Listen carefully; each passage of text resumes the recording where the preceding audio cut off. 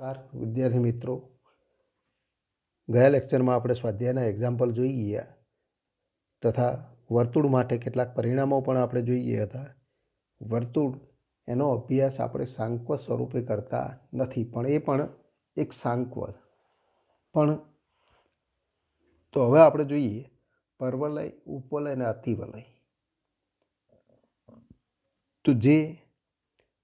તો સાંકવ તરીકે એટલે કે તો અનંત સમદ્વિ શંકુ અને સમતલના છેદ તરીકે મળતા વક્રો, અને એ વક્રોનો અભ્યાસ આપણે એના ગુણધર્મના આધારે તો કરીશું. એટલે કે એના તો ગુણધર્મના આધારે એની આપણને વ્યાખ્યાઓ મળે. તો ગુણધર્મના આધારે કઈ વ્યાખ્યાઓ મળે તો આપણે જોઈએ. પહેલું પરવલય. પરવલયનું વૈજિક નિરૂપણ મેળવવા માટે તો અથવા કોઈ પણ સાંકવો પરવલય, ઉપવલય કે અતિવલય એ ત્રણેય માટે પણ એ વ્યાખ્યાનો ઉપયોગ કરી શકાય. પણ આપણી ટેક્સ્ટબુકમાં તો અલગ અલગ ગુણધર્મનો ઉપયોગ કરીને તો ઉપવલય અને અતિવલયના તો એના તો બૈજિક નિરૂપણ મેળવેલા. પણ પરવલય માટે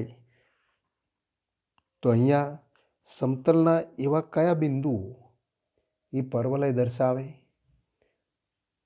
તો સાંકવાના બૈજિક નિરૂપણ મેળવવા માટે સમતલમાં એક નિશ્ચિત બિંદુ અને એ બિંદુમાંથી પસાર ન થતી હોય એવી રેખા, એનો ઉપયોગ કરવામાં આવે.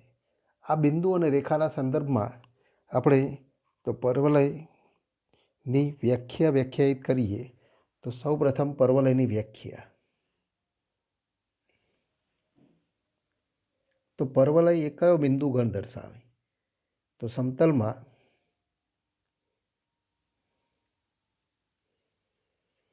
સમતલમાં નિશ્ચિત બિંદુ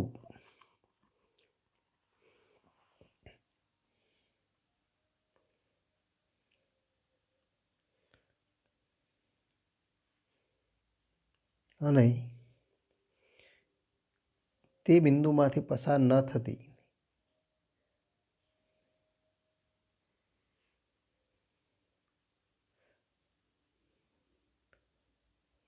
થતી હોય એવી કોઈ રેખા લઈએ. તો રેખાથી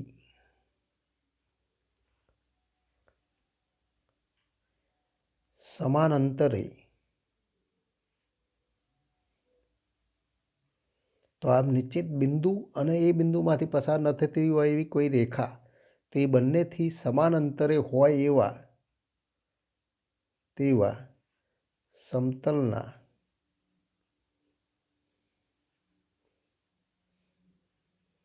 બિંદુઓનો ગણ પરવલય દર્શાવે. આ એક પરવલયનો ગુણધર્મ. તે નિશ્ચિત બિંદુને તો આ નિશ્ચિત બિંદુને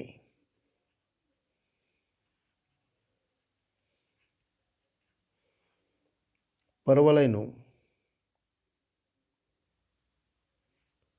નાભી બિંદુ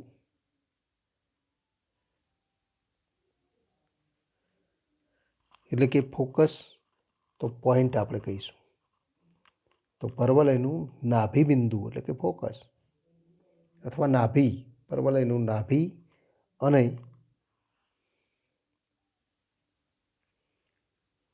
જે નિશ્ચિત રેખા આપણે ઉપયોગ કરેલો અને તેમાંથી પસાર ન થતી હોય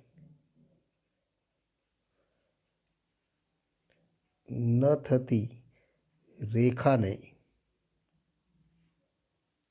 પરવલયની નિયામિકા કહેવાય. તો પરવલયની નિયામિકા ડાયરેક્ટ્રિક્સ કહેવાય.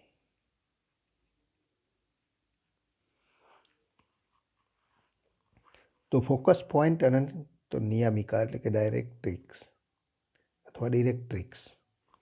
હવે પરવલય એ શબ્દ સૌપ્રથમ એપોલોનિસ તો અહીંયા તો એપોલોનિયસ નામના ગણિતશાસ્ત્રીએ તો આ શબ્દનો ઉપયોગ કરેલો. પર્વલય તો એનો અંગ્રેજી અર્થ પેરાબોલા થાય. પેરા એટલે કે તો ફોર અથવા માટે, અને બોલા એટલે કે ફેંકવું, એટલે કે દડાને હવામાં ફેંકતા તો ફેંકવામાં આવે ત્યારે એનો ગતિપથ એ પર્વલય આકારનો. તો પર્વલયના અંગ્રેજી શબ્દ પેરાબોલા તો ઉપરથી પેરા એટલે કે તો માટે અને બોલા એટલે કે ફેંકવું.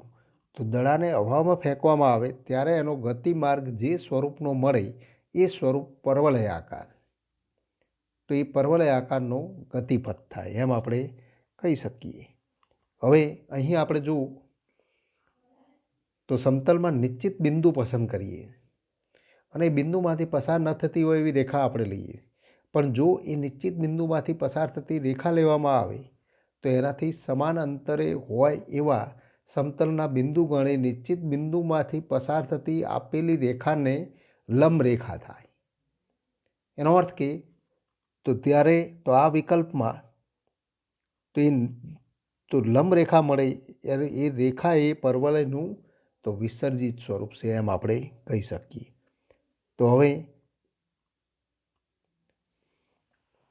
તો અહીંયા નાભી અને નિયામિકા એનો અર્થ આપણે જોઈ ગયા.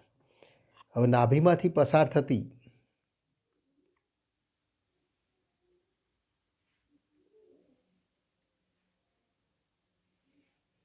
અને નિયામિકાને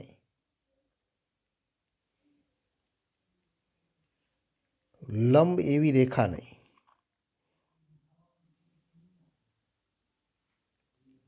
પર્વલયનો અક્ષ કહેવાય.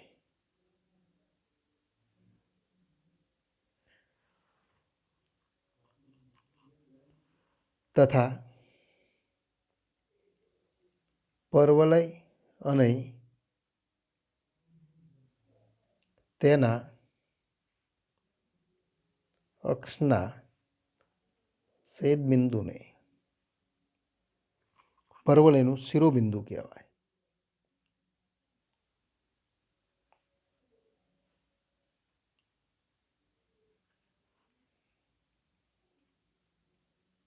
એટલે કે પર્વલયના તો તેના અક્ષ સાથેના છેદબિંદુ, તો અક્ષ સાથેના છેદબિંદુ તો એને પર્વલયનું આપણે શિરોબિંદુ કહીશું. વર્ટેક્સ એટલે કે તો એનું શિરોબિંદુ. હવે પર્વલયનું પ્રમાણિત સમીકરણ આ વ્યાખ્યાને આધારે આપણે મેળવીશું. પર્વલયનું પ્રમાણિત સમીકરણ.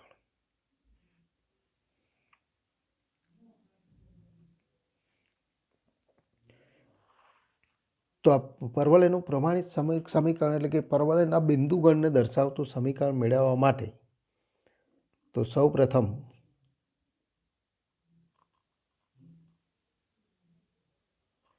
તો પ્રમાણિત સ્વરૂપમાં તો આપણે તો સૌ પ્રથમ એક બિંદુ મેળવીશું અને એ બિંદુમાંથી પસાર ન થતી હોય એવી એક રેખા લઈશું અને એ બિંદુમાંથી પસાર ન થતી એવી એક રેખા પસંદ કરી અને પર્વલયનું પ્રમાણિત સમીકરણ મેળવીશું. ધારો કે તો આ પર્વલયનું તો એ સમતલમાં રહેલું કોઈ એક બિંદુ અને એ બિંદુમાંથી પસાર ન થતી હોય એવી તો આપણે શિરોલંબ રેખા પસંદ કરીશું કે જેથી તો આને આપણે આને તો પર્વલયની નિયામિકા કહીશું અને આ બિંદુ એને તો નાભી બિંદુ કહીશું. હવે આ બિંદુમાંથી પર્વલય ઉપરનું દોરેલું લંબપાત બિંદુ, તો આ બિંદુ અને આ રેખાથી તો સમાન અંતરે હોય એવા બિંદુઓનો ગણ એ પર્વલય દર્શાવે. તો અહીં સમતલમાં એક નિશ્ચિત બિંદુ એફ લેતા તથા તેમાંથી પસાર ન થતી હોય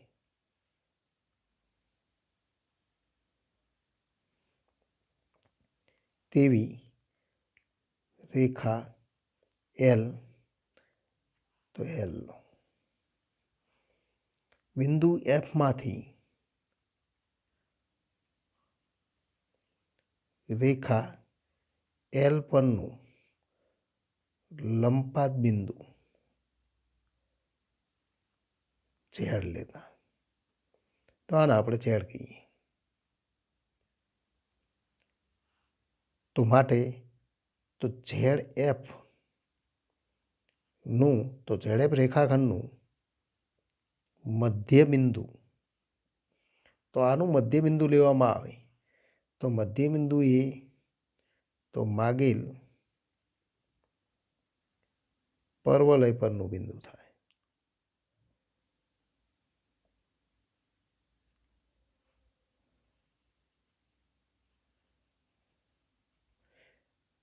કારણ કે આ બિંદુ, તો આનું મધ્ય બિંદુ એ પર્વલય ઉપરનું બિંદુ થાય. કારણ કે તો આ બિંદુ એફથી એનું અંતર અને આ રેખાથી લંબ અંતર તો એ સમાન. તો ઝેડ એફનું આ મધ્ય બિંદુ એને ઉગમ બિંદુ તરીકે લો, જેને ઉગમ બિંદુ O00 લેતા, તો એને આપણે ઉગમ બિંદુ તરીકે લઈએ. તથા તો આ બિંદુ ઉગમ બિંદુ તરીકે લઈએ તથા ઝેડ એફને એક્સ અક્ષ તરીકે લો. ઝેડ એફ રેખા ને એક્સ અક્ષ અને ઓથી એફ તરફ, ઓએફ કિરણ તરફ એક્સ અક્ષની ધન દિશા લેતા.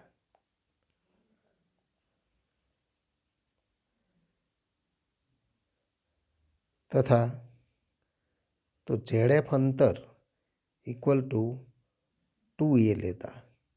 તથા આ અંતર આપણે 2a કહીએ તો લેતા એફના યામ A0 અને ઝેડના યામ -A0 મળે.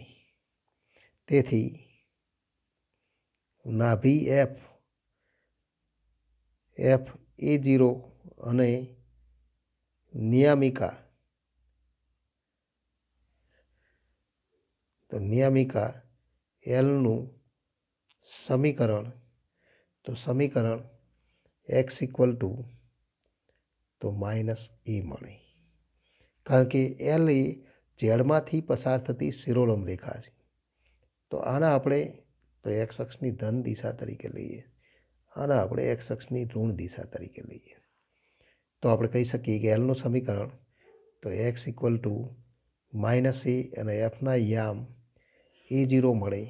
હવે આ તો રેખા અને આ બિંદુથી સમાન અંતરે હોય એવા તમામ બિંદુઓને જો અહીંયા દર્શાવવામાં આવે તો એવા બિંદુઓ તો આ વક્ર ઉપર મળે.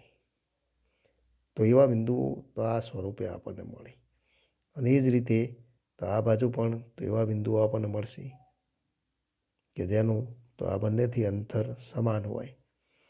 અને માટે આપણે કહી શકીએ કે તો આ ઉગમ બિંદુ O છે, ઓમાંથી તો આ એક્સ અક્ષને લંબ રેખા તો એ વાય અક્ષ થાય. તો આ રેખા વાય અક્ષ થશે. અને માટે આપણે કહી શકીએ કે તો માટે તો હવે આપણે પરવલયનું સમીકરણ મેળવ્યું છે. ધારો કે તો PXY એ પરવલય ઉપરનું કોઈ બિંદુ. હવે ધારી લઈએ, ધારો કે PXY એ પરવલય પરનું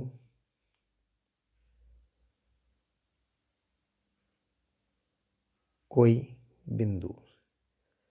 પરવલય ઉપરનું બિંદુ હોય તો માટે તો એફથી એનું અંતર અને પીમાંથી તો આ નિયમિકા ઉપર, તો આ નિયમિકા આપણે દર્શાવેલી છે. નિયમિકા ઉપર દોરેલ લંબનું લંપાત બિંદુ જો એમ લઈએ તો આપણે લખી શકીએ તથા બિંદુ પીમાંથી નિયમિકા એલ પરનું લંપાત બિંદુ એમ તો માટે આપણે કહી શકીએ કે એફ પી અને ઇક્વલ ટુ તો પી એમ થાય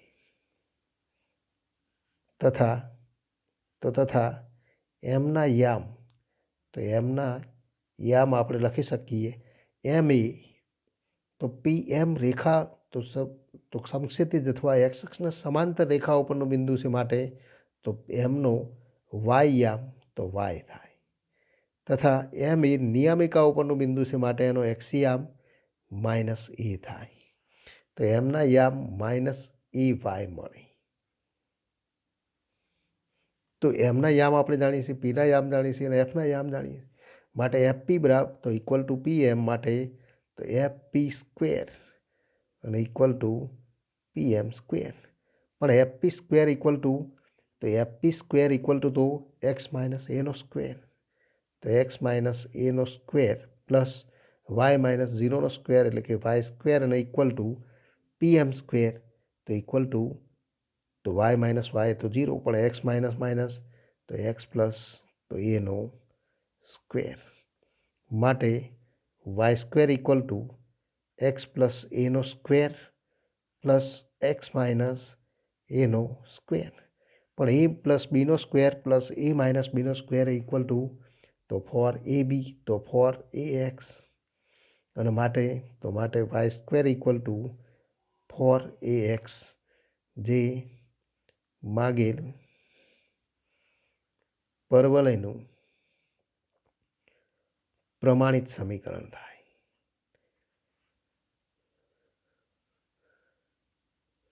સમીકરણ મળે એમ આપણે કહી શકીએ. પણ અહીંયા જો આથી વિરુદ્ધ સ્વરૂપે તો જો અક્ષ પસંદ કરવામાં આવે તો Y square equal to four X માગેલ પરવલયનું પ્રમાણિત સમીકરણ મળે જેનો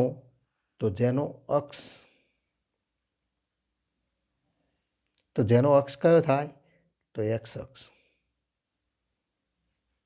અક્ષ થાય તથા નાભી બિંદુ અથવા નાભી તો એફ તો એ ઝીરો તો નાભી એફ એ ઝીરો તથા નિયામિકા એલ કે જેનું સમીકરણ એક્સ ઇક્વલ ટુ માઇનસ એ થાય. પરંતુ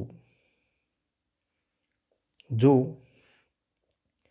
તો આ બિંદુ અને આ રેખા આપણને આપેલી હતી અને આપણે વાય એક્સ તરીકે લઈએ અથવા આ બિંદુ એ આ બાજુ હોય એટલે કે એફ જો અહીંયા હોય તો એફ એ તો આ બાજુ હોય. અહીંયા આપણે બિંદુ દર્શાવીએ તો ધારો કે બિંદુ એફ અહીંયા છે અને રેખા આ તરફ તો આ બિંદુમાંથી રેખા ઉપર દોરેલ લંબનું લંપાત બિંદુ ઝેડ લઈએ તો આપણે કહી શકીએ પીએફનું મધ્ય બિંદુ તો ઉગમ બિંદુ તરીકે લઈએ અને તો આ બાજુ એક્સ અક્ષની ધન દિશા આ બાજુ એક્સ અક્ષની ઋણ દિશા લઈએ. એફ ઝેડ અંતર ઇક્વલ ટુ 2a લઈએ તો એફના યામ તો માઇનસ એ ઝીરો અને નિયામિકાનું સમીકરણ એક્સ ઇક્વલ ટુ એ મળે તથા તો અગાઉ જોઈએ એ જ પ્રમાણે તો ફરી તો સમતલના એવા બિંદુઓ મેળવવામાં આવે કે જે બિંદુઓ તો આ બંને તો બિંદુ એફ અને રેખા એલ એ બંનેથી સમાન અંતરે હોય એવા બિંદુઓનો ગણ જો મેળવવામાં આવે તો એ ગણ તો આ પ્રમાણે આપણને પરવલય સ્વરૂપે મળે અને આવા પરવલય સ્વરૂપે મળે ત્યારે આપણે કહી શકીએ કે તો ફરી આને તો એક્સ અક્ષની ધન દિશા તરીકે લઈ ઝેડના યામ લખવામાં આવે તો માઇનસ તો અહીંયા આપણે કહી શકીએ એ ઝીરો મળે અને એફના યામ માઇનસ એ ઝીરો મળે અને ત્યારે તો આ સંદર્ભમાં તો આને આપણે તો અહીંયા વાય એક્સ લઈએ અને આ સંદર્ભમાં જો પરવલયનું તો આ અગાઉ જોઈ ગયા એ પ્રમાણે સમીકરણ મેળવવામાં આવે તો પરવલયનું પ્રમાણિત સમીકરણ y square equal to minus 4a x મળે. એટલે કે તો અહીં જો બિંદુ એફમાંથી નિયમિકા ઉપર અથવા રેખા તો નિયમિકા એલ પર દોરેલ લંબનું લંબપાત બિંદુ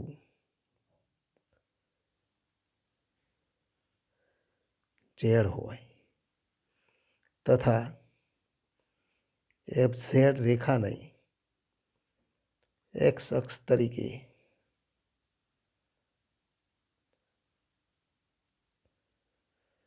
તથા તે એફથી ઝેડ તરફ અથવા તો એફ ઝેડના મધ્યબિંદુને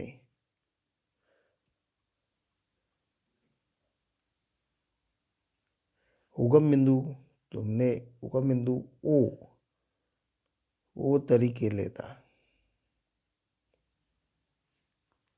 તથા ઓથી એફ તરફ અથવા ઓએફ કિરણ તરફ એક્સ અક્ષની ઋણ દિશા લેતા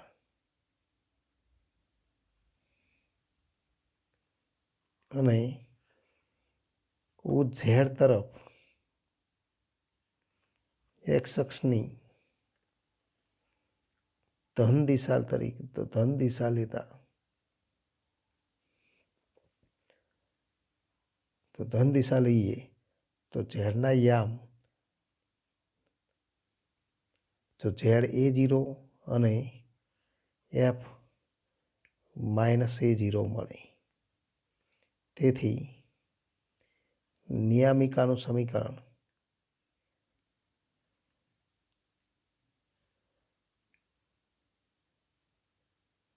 સમીકરણ તો x = A મળે અને ઉપર મુજબ પરવલયનું સમીકરણ મેળવીએ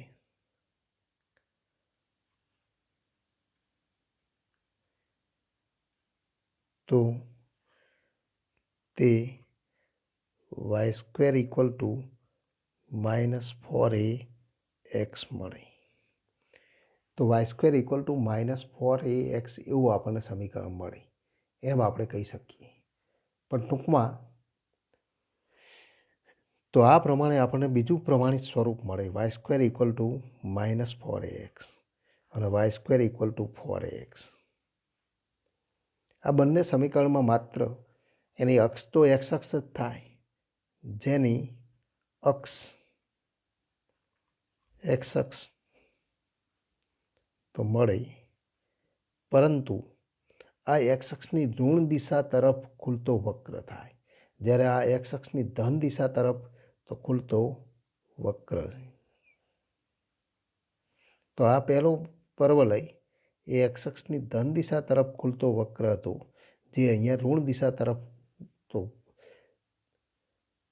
તો ખુલતો વક્ર થાય અને તેનું નાભી F તો -A0 મળે અને નિયામિકાનું સમીકરણ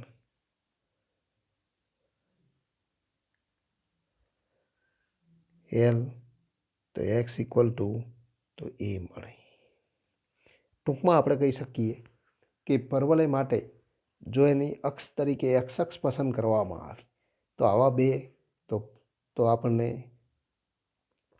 તો પરવલયના પ્રમાણિત સ્વરૂપ મળે. પણ જો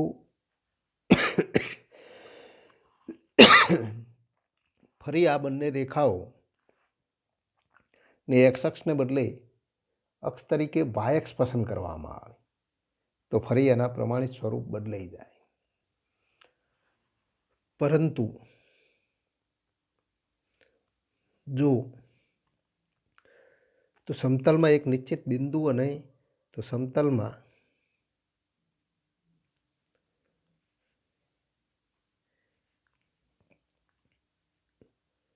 એક નિશ્ચિત બિંદુ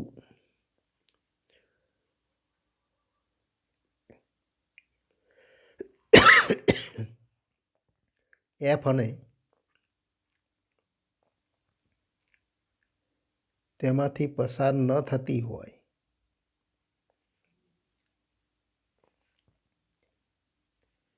તેવી કોઈ રેખા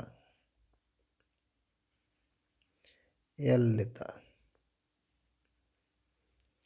પણ જો બિંદુ આપણે આ પ્રમાણે લઈએ તો એક બિંદુ તો એફ અહીંયા આપણે પસંદ કરેલું અને રેખા આ સ્વરૂપે હોય,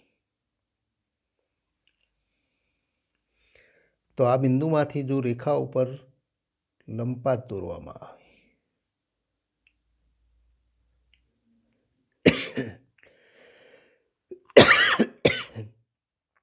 એ લંબપાત બિંદુ ઝેડ હોય અને એ તો એ ઝેડનું મધ્ય બિંદુ એને આપણે ઉગમ બિંદુ તરીકે લઈએ. ઓથી ઝેડ તરફ તો એક્સ અક્ષની તો ધન દિશા લઈએ અને ઓ એફ તરફ તો એક્સ અક્ષની ઋણ દિશા લઈએ. તો ફરી એફ ઝેડ અંતર બરાબર 2a લઈએ તો એફના યામ તો 0 માઇનસ a મળે અને નિયામિકાનું સમીકરણ y ઇક્વલ ટુ તો a મળે. અને આ સ્વરૂપે જો તો ફરી અહીંયા આપણે રેખા લઈએ તો એફ ઝેડ રેખાને વાય અક્ષ તરીકે લો તો આ તો એને લંબ એવી રેખા એક્સ અક્ષ થાય અને તો આમાંથી તો ફરી આ બિંદુ અને નિયામિકાથી સમાન અંતરે હોય એવા બિંદુઓનો ગણ મેળવવામાં આવે તો એ બિંદુ ગણ તો ફરી આપણને તો આ સ્વરૂપે મળે અને આ સ્વરૂપે તો વક્ર પરના એટલે કે પરવલય પરના એવા બિંદુઓ મેળવવામાં આવે એફ અને એલથી સમાન અંતરે હોય તો એવા બિંદુઓનો ગણ પરવલય દર્શાવે ને પરવલયનું સમીકરણ મેળવવામાં આવે તો એ સમીકરણ તો x square equal two -4ay થાય. તો આ સમીકરણ આપણને તો મળે જેનું નાભી એફ તો 0 માઇનસ a મળે તથા નિયામિકા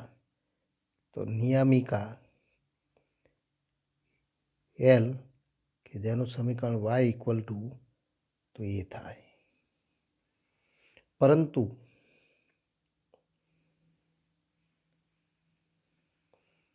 ફરી આપણે અહીંયા જોઈએ કે જો તો નાભી બિંદુ એફ એ અહીંયા આપણે લઈએ અને રેખા તો એલ તો અહીંયા હોય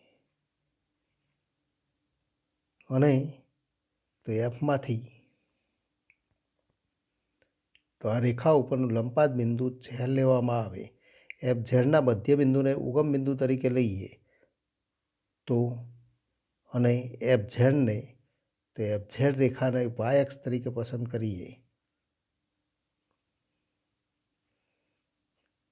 અને ઓથી એફ તરફ વાય અક્ષની ધન દિશા ઓથી ઝેડ તરફ વાય અક્ષની ઋણ દિશા લઈએ અને એફ ઝેડ અંતર ઇક્વલ ટુ 2a લઈએ તો એફના યામ તો 0a અને ઝેડના યામ 0 માઇનસ a મળે. અહીંયા ઝેડના યામ a0 હતા માટે સમીકરણ તો રેખા નિયામિકાનું સમીકરણ તો y ઇક્વલ ટુ -a મળે અને તો એવો બિંદુ ગણ મેળવવામાં આવે તો એવો બિંદુ ગણ તો આપણને તો આવા સ્વરૂપે મળે.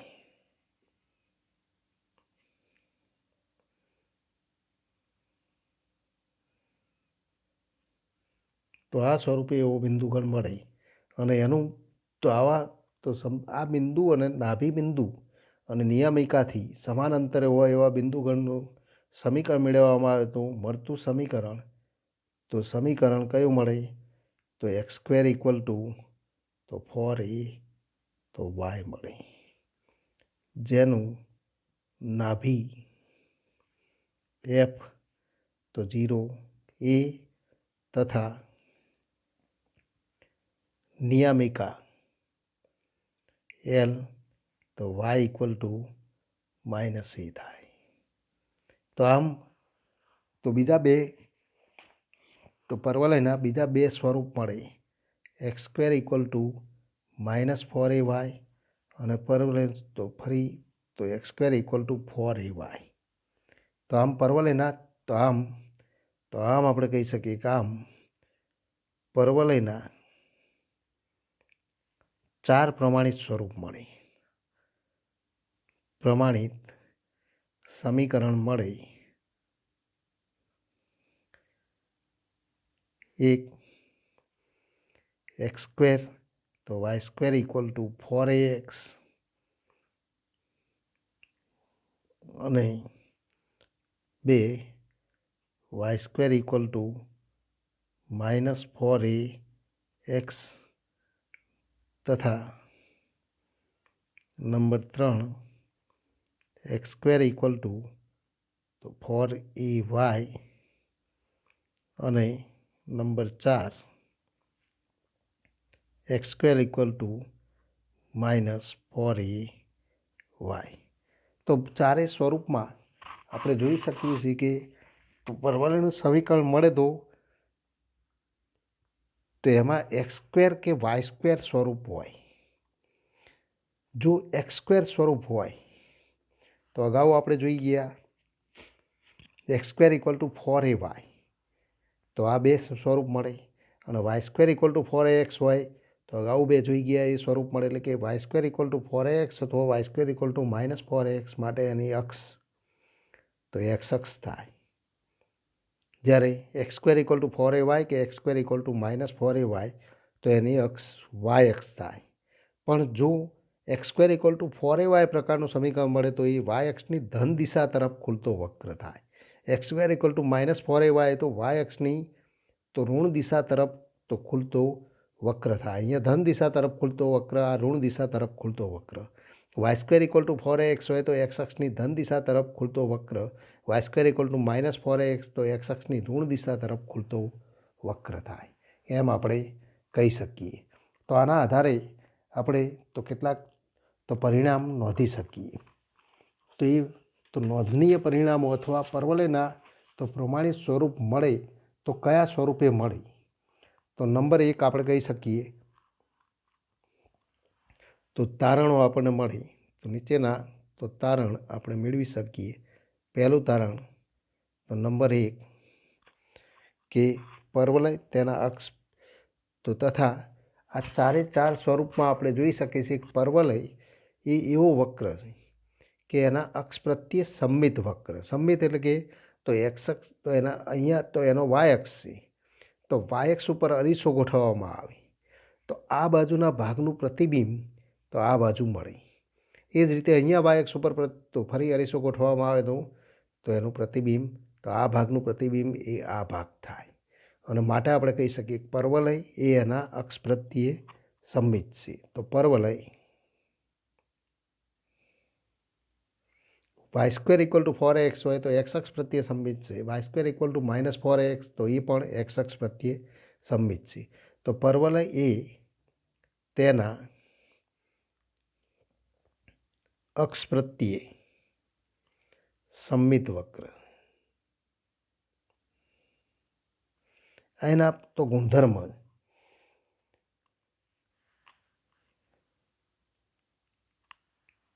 તો જો સમીકરણમાં તો આપણે લખી શકીએ જો સમીકરણમાં x² વાળું પદ હોય અથવા y² વાળું પદ હોય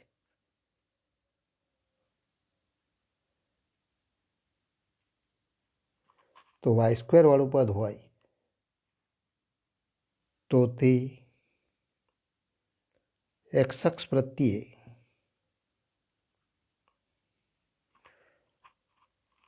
તો x અક્ષ પ્રત્યે સમમિત હોય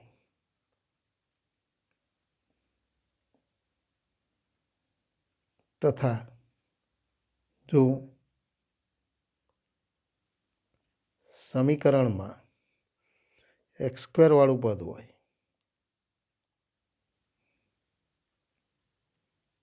તો તે y અક્ષ પ્રત્યે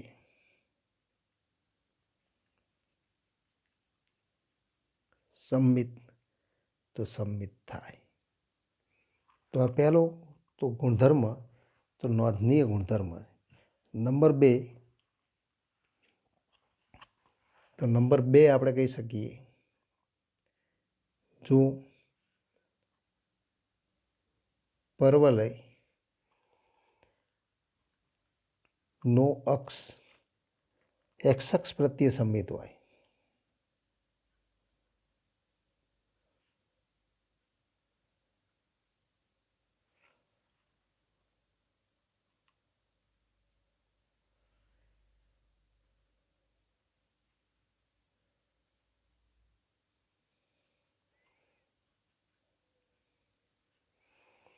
એટલે કે પરવલય એક્સ અક્ષ પ્રત્યે સંમિત હોય. આમ તો પરવલયનો અક્ષ એ એક્સ અક્ષ હોય એમ આપણે કહી શકીએ, અથવા પરવલય એ એક્સ અક્ષ પ્રત્યે સંમિત હોય. પરવલય એક્સ અક્ષ પ્રત્યે સંમિત હોય તો આપણે કહી શકીએ, સંમિત હોય તો એ જો એક્સનો સહગુણક ધન હોય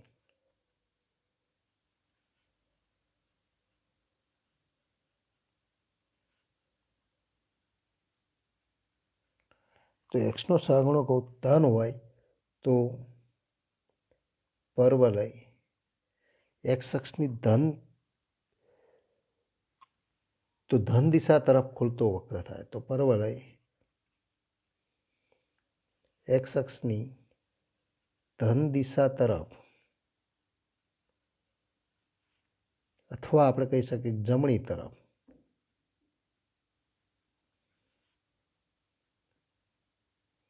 ખુલતો વક્ર થાય.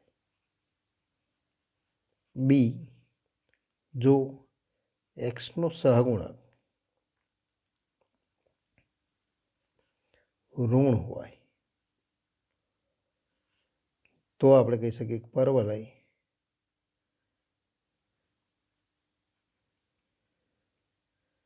એક્સ અક્ષની ઋણ દિશા તરફ,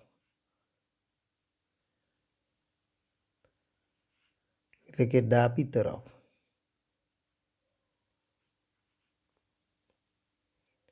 ખુલતો તો વક્ર થાય એમ આપણે કહી શકીએ. એ જ રીતે નંબર 3, જો પરવલય વાયએક્સ પ્રત્યે સંમિત હોય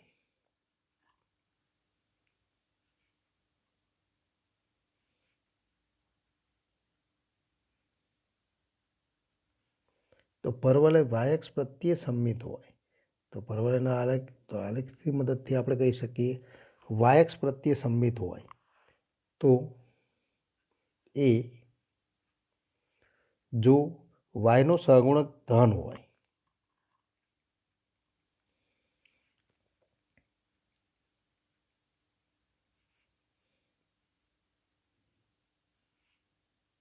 તો તે ઉપરની તરફ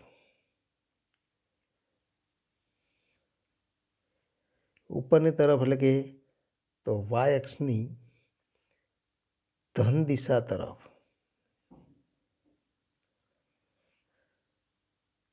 ખુલતો વક્ર થાય. અને બી, જો વાયનો સહગુણક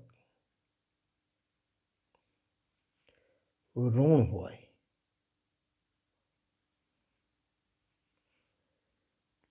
તો તે નીચેની તરફ, એટલે કે વાય અક્ષની ઋણ દિશા તરફ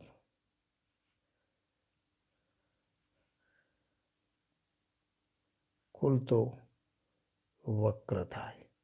તો આ તો પરવલયના નોંધનીય ગુણધર્મ હતા. હવે બીજા કેટલાક ગુણધર્મ તો આવતા પીરિયડમાં આપણે જોઈશું.